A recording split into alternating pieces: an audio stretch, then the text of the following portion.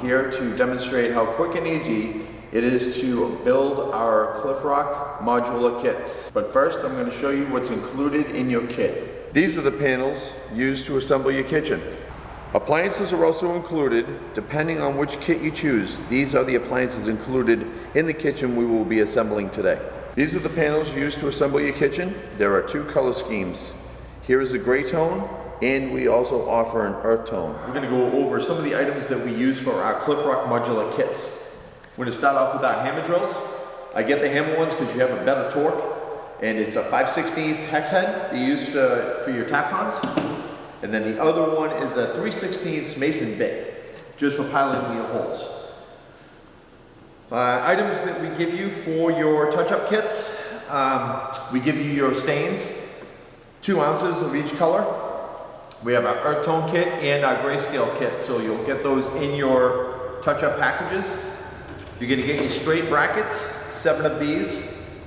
3 of them go on your back walls because your panels are going to interlock together, so it locks those in nicely, and then your bars for the front where your grill is. And then 12 of your L brackets. Those are for each corner, 1 at the top, bottom, and middle. Tapcon screws, we go with these because they're mason screws, so they're going to grab and bite that concrete hard without stripping. So you're going to get those with your package, 76 screws to a kit. Now we come over to our panel mix. This is what you're going to use once your kit is all built and those brackets are on. What you do is put this on the back side along the seam and mud it. Now that's going to give it some strength, structural support. Gloves, obviously, when you're mudding, and then if you wanted to, chip brushes just to blend it in so it's nice and smooth with the panel. Now we're going to move on to our countertop area. Obviously, you're going to need a level just to make sure it's flush, no bending or whatever flex. Loctite and shims is what you're going to need to just shim up your countertop in case you have a little void or it's got a little rock to it, just to get those 2 lines or the 2 countertops to meet in the back of the grill. You want that nice and flush. Loctite is just a construction adhesive. You're going to put that around the top perimeter of your bar or your kitchen, and then place that countertop right on top of that adhesive so it just locks in and it's not going to shift around in your customers. Now the last thing that we recommend is always sealing. So we have a penetrating sealant at ClifRock, really good because it's a sealer that doesn't sit at the surface and it wants to penetrate into the concrete, which is really what you want. If you have a surface sealer, it can chip off over the winter or whatever climate you're in. So I recommend the penetrating sealer. Okay guys, so our shipping freight we build in-house. Your kits will be in this. And your materials that you need, like your touch-up kits and all that.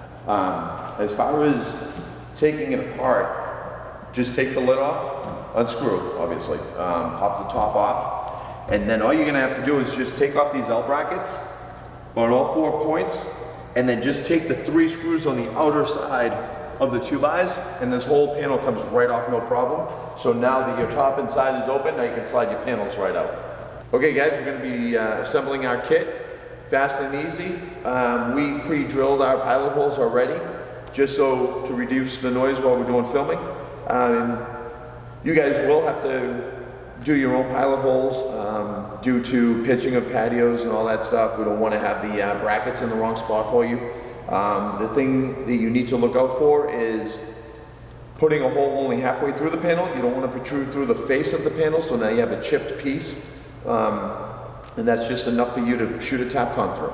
All right, so now that we got 2 panels together, so showing you how we pre-drilled already.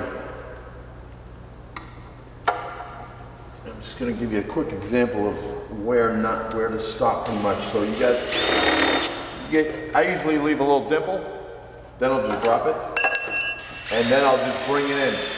Like I said, you don't want to bring it all the way to the whole drill because then you're going right through that face and they'll be patching it up. So just go halfway. Then we'll just start locking them in.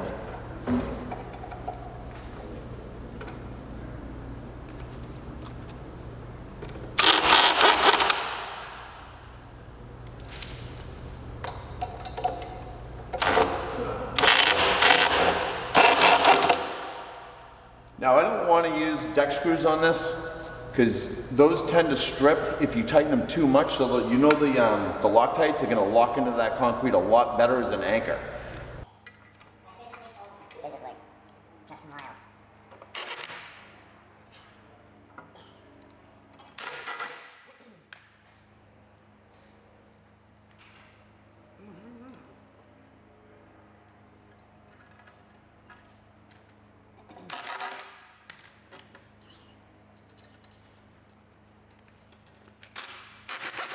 Okay, so now that our brackets are in, this is where you take your stone rock, come all the way up the seam, covering the brackets and that, so if you see any kind of daylight coming on the other side, now it'll look like a grout line. And it'll make it structurally sound as far as the whole kitchen being monolithic now, so.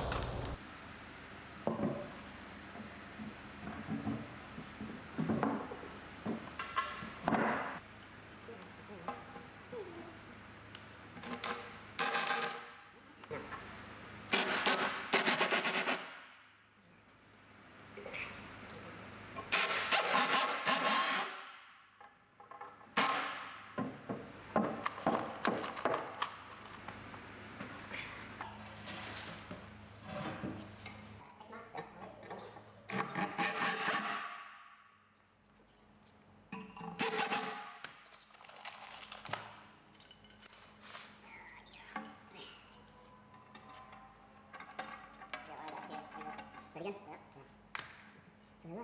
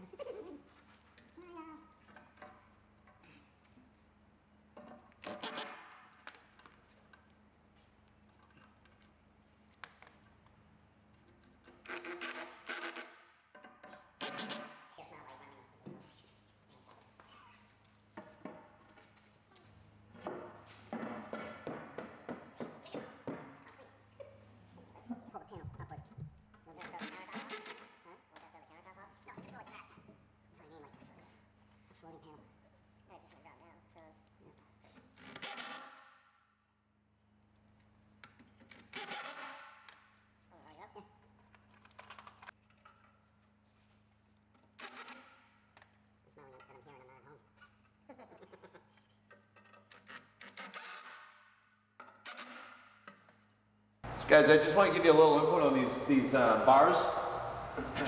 When you put these in or install them, keep that little rock that's protruding outward a lot on the bottom, so when you put your double doors in, this doesn't kick out the whole frame from the stone. Okay, so you want that flange to sit here so it's more flush, because it's going to show at the top, and you don't want that big void.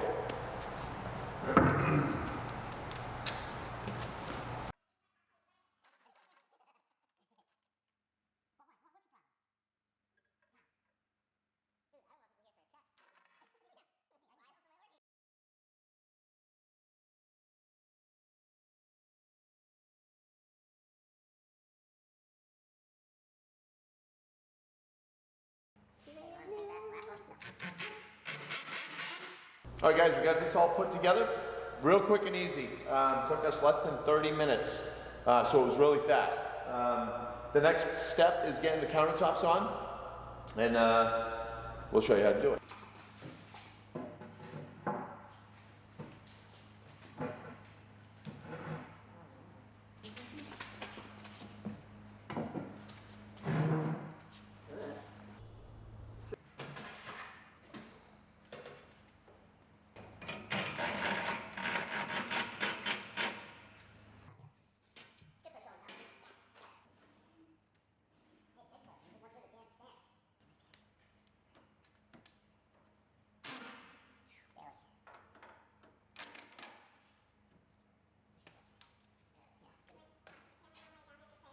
All right, so guys, when you set in your appliances, just get all the screw holes, take the drawers out so they're out of your way and you're not scratching up the stainless.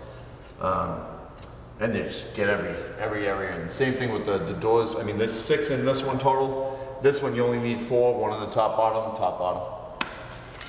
And just lock her in.